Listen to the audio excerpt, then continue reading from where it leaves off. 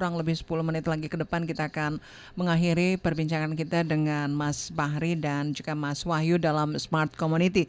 Mereka tergabung dalam Makassar Aquascape Community ya. Kita ke pembuatan dan pemeliharaan dari aquascape itu sendiri. Ada banyak aspek yang perlu dipertimbangkan ya untuk pembuatan aquascape ini, karena ternyata banyak faktor yang sangat mempengaruhi keberhasilan pembuatan dan pemeliharaan aquascape itu sendiri, di mana salah satunya adalah pencahayaan. Nah, saya mau ke Mas Wahyu dan ke Mas Bahri. Begitu pentingnya pencahayaan ini karena apa sih? Kalau Ya, Mas pencahayaan ini kan fungsinya untuk fotosintesis tanamannya gitu kan, biar tanamannya bisa tumbuh. Hidup ya. Iya, jadi pemilihan lampunya itu juga harus sesuai gitu kan.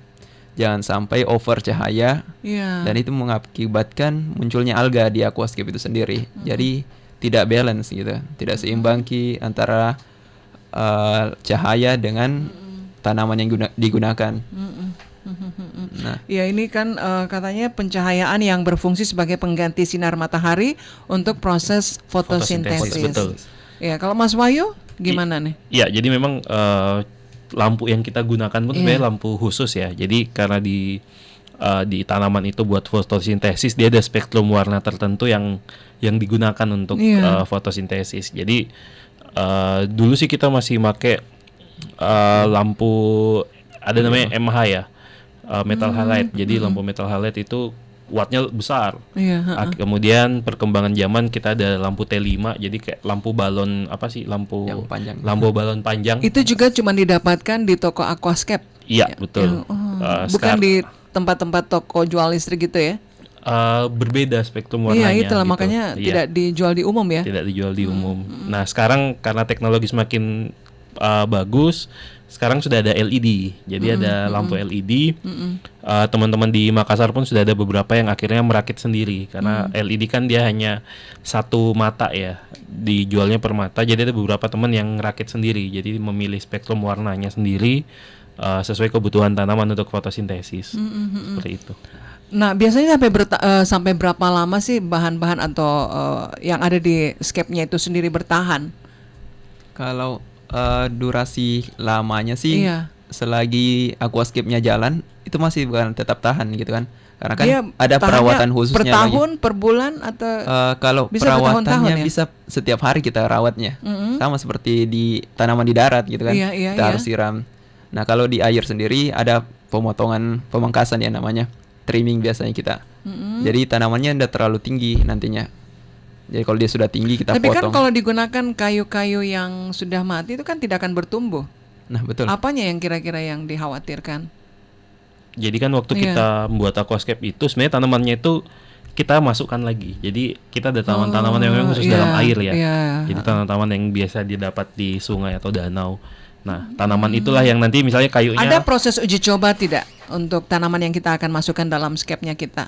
Kalau sekarang kan karena aquascape udah banyak ini, jadi memang yang kita ambil memang yang khusus aquascape saja, bukan yang ada di alam terus kita coba satu-satu sudah tidak ada proses coba-coba lagi ya. Sudah, karena udah banyak. Pada umumnya teman-teman sudah tahu ya bahwa ini tidak bertahan lama di aquascape dan ada yang bertahan lama. Itu. Kalau untuk kayunya sendiri sih, kalau kita pakainya kayu santigi malahan itu biar sampai puluhan tahun tidak bakalan hancur. Jadi kita tidak terlalu fokus dengan kayunya. Tapi selain itu tadi, selain lampu yang harus diperhatikan, salah satunya lagi filtrasi. Filtrasi? Iya, jangan sampai filtrasinya tidak cocok. Suhu ya? Bukan, sistem filternya. Filter. Penyaringan airnya. Iya. Suhu juga ya, yang katanya juga harus diperhatikan. Betul, suhu sangat mempengaruhi ke tanaman gitu kan. Semakin dingin malah tanaman semakin bagus. Dia dingin harusnya. Iya.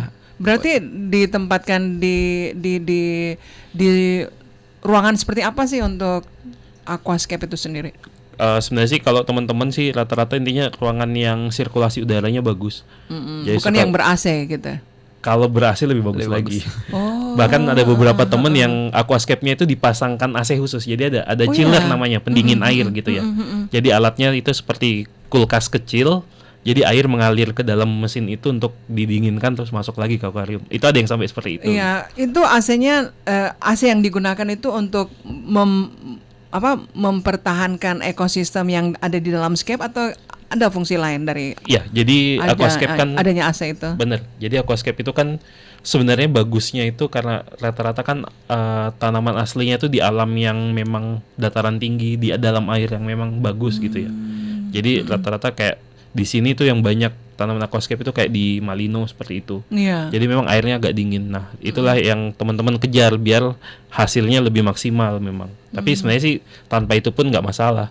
Iya. Seperti Bahri biasanya pakai kipas gitu. Oh, pakai kipas ya. Iya, jadi ada kipas kecil kita gantung gitu kan. Dan ekosistem untuk faunanya dan tumbuh-tumbuhan yang kita gunakan bisa bertahan lama ya. Iya, betul. Bisa bertahan. Oke. Saya lihat juga di sini ada penggunaan cahayanya itu katanya aquascape dibagi menjadi 3 bagian, yaitu low light, mid light, dan juga high light. Ini masing-masing ada fungsinya kan. Tadi dari Dari low light.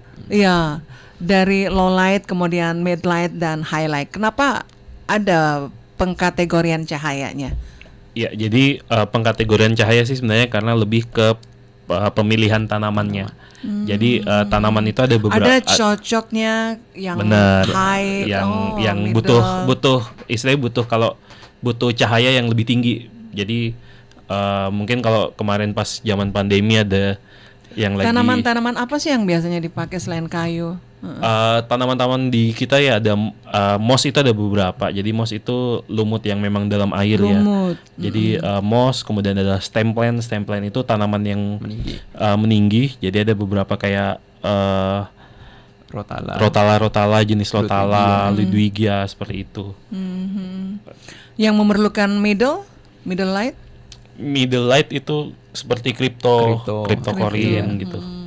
Ada beberapa tanaman memang yang berbeda penggunaan cahayanya. Tapi semakin tinggi sih semakin bagus kalau suhunya juga mempengaruhi. Kalau mendukung suhunya, filternya, CO2 juga. Nah, jadi di aquascape itu sendiri kita malahan injek CO2, karbon dioksida. Kemudian untuk pembuatan landscape aquascape ini juga dikategorikan menjadi 3 bagian. Ada foreground bagian depan, kemudian ada midground, kemudian ada background. Ini yang mananya sih yang memang tiga-tiganya itu memang harus nyatu gitu ya biar kelihatan indah. Ya betul. Jadi kalau kita biasanya di fotografi juga ada namanya perspektif gitu kan, biar semakin jauh kelihatan pemandangannya. Nah untuk aquascape sendiri kita juga menggunakan seperti itu. Jadi untuk foreground gitu kan, biasanya kita pakainya tanaman karpet gitu kan. Jadi kalau kita taruhnya tanaman tinggi di depan, malahan menutupi bagian belakang gitu kan. Nah makanya harus dia tanaman yang pendek gitu. Jadi untuk midground sendiri tanamannya tidak terlalu tinggi, tidak terlalu pendek juga. Nah seperti itu juga untuk background, dia untuk menutupi kaca belakang gitu kan. Nah makanya jadinya tanamannya yang fokus gitu. Oke. Dan untuk penentuan ketika kita ikut kontes itu yang memang dilihat oleh para juri ya. Iya. Untuk penataan cahayanya, kemudian landscape-nya itu sendiri ya dari aquascape itu sendiri. Betul sekali. Iya. Termasuk nanti pemilihan tanaman juga gitu loh. Jadi yang tadi dibilang dia kalaupun ada ikut kontes gitu dilihat lagi dari tanaman langka ini, tanamannya ini langka atau tidak. Seperti itu tidak ya? Tidak sih. Tidak sampai seperti itu. Tapi mereka ngelihatnya tanaman ini hidupnya berkembang sesuai dengan aslinya atau tidak gitu kan. Walaupun scapingnya bagus, landscape-nya bagus, tapi kan belum tentu tanaman itu ternyata tumbuh sesuai atau tidak gitu. Jadi dinilai sama juri seperti itu juga. Selain itu, selain cahaya, kemudian landscape-nya, apa lagi yang biasanya diperhatikan? Tata letak dari benda yang ada di dalam scape-nya itu ya? Gimana? Untuk penilaian dari juri pada saat kontes? Kalau penilaian dari juri sih sebenarnya pertama biasanya ekosistem. Jadi apakah ekosistemnya ya? Apakah ekosistem yang dibuat itu memang bisa untuk ikan. Aman buat ikan. Jadi ikan bisa nyaman untuk hidup. Di situ. Itu kalau nggak salah 60% dari 40% dari penilaian. Terus dari layoutnya, apakah layout ini tadi idenya baru. Jadi idenya memang baru. Nanti dari kesehatan tanamannya, apakah tanamannya berkembang sesuai dengan jenis tanamannya. Nanti termasuk dari pengambilan fotonya. Jadi fotonya apakah memang bagus atau tidak gitu. Karena kan yang mereka nilai hanya foto soalnya. Jadi kalau foto ya, foto iya, yang mereka nilai. yang mereka nilai Komposisinya yang mungkin ya. betul, Iya, komposisi saat di fotonya. Jadi layout diorama atau scaping yang dibuat itu harus sesuai dengan kaidah yang foto yang baik gitu loh. Jadi ada golden ratio, ada segala macam di situ. Iya, oke. Ini kan 2021, rencana mungkin karena ini sudah akhir tahun, mungkin ke depan ada kontes apa lagi nih, dan mungkin dari teman-teman Makassar Aquascape lagi berencana dan lagi menentukan kira-kira tema apa sih yang bagus ditampilkan nanti. Ya, gimana? Kalau di komunitas sendiri sih kita juga ada kegiatan tahunan gitu kan. Ada kegiatan internal. Ya, kita biasanya adakan setiap tahun itu event aquascape gitu kan. Jadi kita lombakan aquascape di Makassar gitu kan. Jadi beberapa teman-teman yang dari daerah itu datang Ini ke cuma Makassar. foto saja atau mereka Langsung buat buat sendiri? live setting. Jadi kita buatnya di sini di Makassar. Jadi mereka Biasanya bawa di mana bahan. itu diadakan? Tidak menentu biasanya. Kita Iya. lihat tempat juga biasanya. Tahun Tahun ini kita di 2002 MP. 2019 itu di MP. Iya. Terus 2021 karena pandemi kita diundang oleh Trans Studio Makassar. Diliput? Sempat diliput juga. Beberapa. Oke. Baik. Kita lihat dulu ada di WhatsApp ya? Iya, oke. Ada pertanyaan dari Smart Listener yang sudah masuk. Ini pertanyaannya katanya, mantap Pak Ketua Bahri. Oh, itu aja ya. Dari Mas Ridwan Hendra. Oke.